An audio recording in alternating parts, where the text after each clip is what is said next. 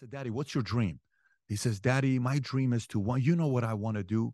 I want to be one of the best athletes and I want to be a businessman. And I said, that's great. And then he's quiet for about a minute and says, Daddy, what was your dream when you were my age? I said, very simple. He says, what's that? Just to come to America and leave Iran. I said, I can't think that I had any dreams in Iran.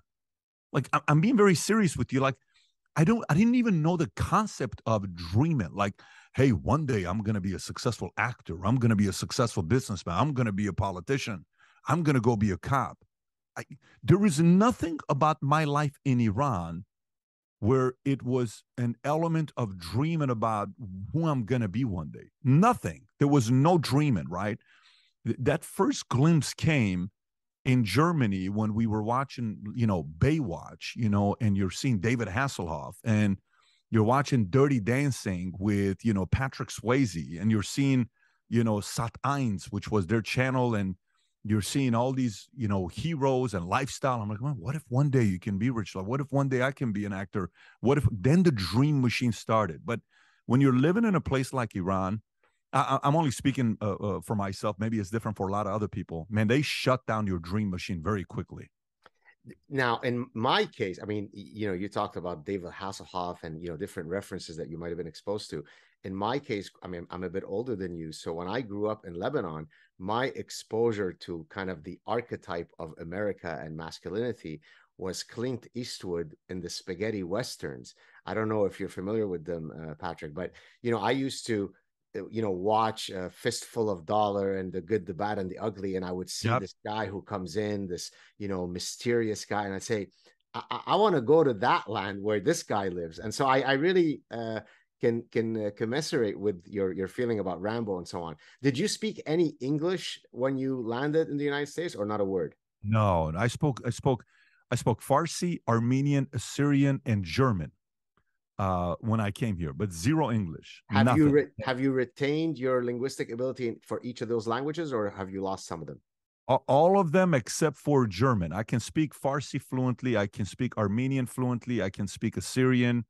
I can speak Aramaic and German. If you speak to me, I will be able to understand it, but I will probably respond back in English to you. So Iran plays Germany in the soccer World Cup. Who you're rooting for? That's going to be a tough one. I mean, who I'm rooting for and who's going to be realistic to, win it. No, forget it. Who cares who wins it? Who are you rooting for? I mean, yes, Germany is likely to win it, but what do you? I don't know if I have an affinity towards. My challenge with Iran is it's very complicated because I have four communities out there and cultures out there, countries out there that I want to contribute to in my lifetime. One is Armenian, one is Assyrian. Armenians are going through challenging times right now with Azerbaijan and Turkey and what they're going through. It's a mess. Assyrians, I'd like to see them get a land back where they can have their community, and they're being bullied by ISIS, and it's a whole different mess. I met with their general of the military that showed up. We had a very good meeting together. And then, Iran, I would like to, look, I got 4 kids. I want to be able to take my kids back to Iran and say, you see this building, this 4-story building? That's Khiyaban Hojjat. That's where your father was raised. You see this here? Gulbenkian, that's where I went to school to. You see this Assyrian school? This is where I went to school to. You see this over here?